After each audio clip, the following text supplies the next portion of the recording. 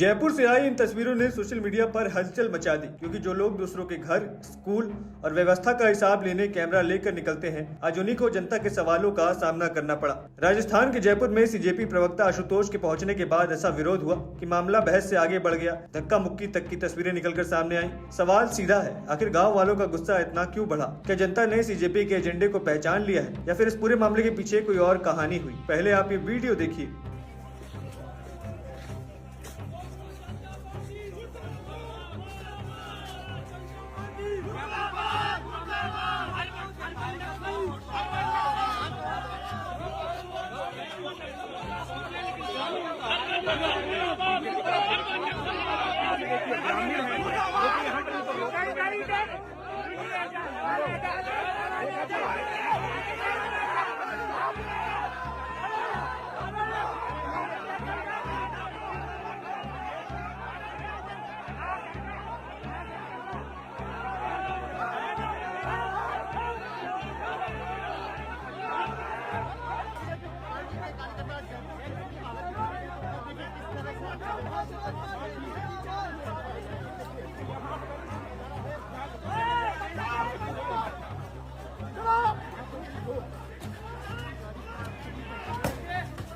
अब वीडियो आपने देख लिया। तस्वीरों में साफ दिखाई दे रहा है कि इन इलाकों के लोगों का समूह मौजूद है। देखते ही देखते माहौल गर्म हुआ, बहस हुई, धक्का मुक्की जैसी स्थिति बन गई और वहां मौजूद लोगों के बीच तनाव बढ़ता दिखाई दिया। वीडियो में कुछ लोग वहां से हटते हुए भी दिखाई दिए। सोशल मीडिया पर सामने आए दावों में पत्थरबाजी और गाली गलौज की बात भी कही गई। हालांकि इन दावों की स्वतंत्र पुष्टि अलग से होनी बाकी है, लेकिन इस पूरे मामले की शुरुआत आखिर कहां से हुई? बताया गया कि सीजेपी प्रवक्ता आशुतोष जयपुर के बगराऊ गाँव पहुंचे थे। वहाँ सरकारी स्कूल से जुड़े मुद्दों को लेकर जायजा लेने की कोशिश हुई। सीजेपी की तरफ से बीजेपी शासित राज्यों में सरकारी स्कूलों को लेकर के सरप्राइज विजिट और सवाल उठाने का सिलसिला पहले भी देखा गया है, लेकिन इस बार मामला उल्टा पड़ता दिखाई दिया, क्योंकि वहां मौजूद लोगों ने उन्हीं के दौरे पर एजेंडे का सवाल खड़े कर दिए।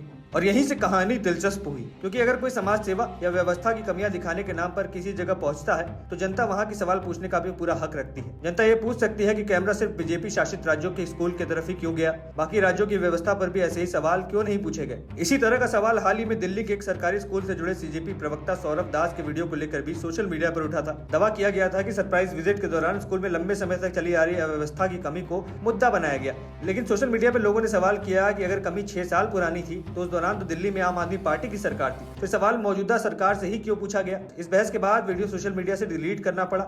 हालांकि इस वीडियो को हटाए जाने के पीछे अलग अलग दावे हुए और इसकी स्वतंत्र पुष्टि अभी जारी है। यानी सिर्फ सवाल एक स्कूल का नहीं हुआ, सवाल ये हुआ कि अगर मकसद सच में व्यवस्था की कमियां दिखाना हुआ है तो कैमरा हर सरकार के स्कूल की तरफ बराबर क्यों नहीं गया? और अब जयपुर के बगराऊ गाँव में जो हुआ उसने इस बहस को और बड़ा कर दिया है, क्योंकि इस बार कैमरे के सामने सिर्फ सीजेपी के लोग नहीं हुए, सामने गाँव के भी खड़े हुए लोग थे। लोगों ने विरोध किया, सवाल किए और देखते ही देखते माहौल इतना गर्म हो गया कि धक्का मुक्की की तस्वीरें सामने आई। सोशल मीडिया पर इसको लेकर के एक पक्ष सीजेपी के खिलाफ जनता का गुस्सा बता रहा है, जबकि दूसरा पक्ष पूरे घटनाक्रम को लेकर के अलग अलग दावे किए जा रहा है। लेकिन एक बात तस्वीरों से साफ हुई, मामला बिल्कुल शांत नहीं रहा और यही तो लोकतंत्र की असली तस्वीर है। किसी संगठन को सरकार से सवाल पूछने का अधिकार हुआ, लेकिन जनता भी उस संगठन से सवाल पूछने का अधिकार रखती है। कैमरा लेकर हर किसी के घर, स्कूल या गाँव पहुँचना आसान हुआ, लेकिन सामने खड़ी जनता के सवालों का जवाब देना भी जरूरी है, क्योंकि जनता सिर्फ वोट देने वाली भीड़ नहीं है, जनता सवाल पूछने वाली ताकत भी है। राजस्थान में पहले भी सीजेपी से जुड़े लोगों के कार्यक्रम में विरोध की तस्वीरें सोशल मीडिया पर सामने आई थी।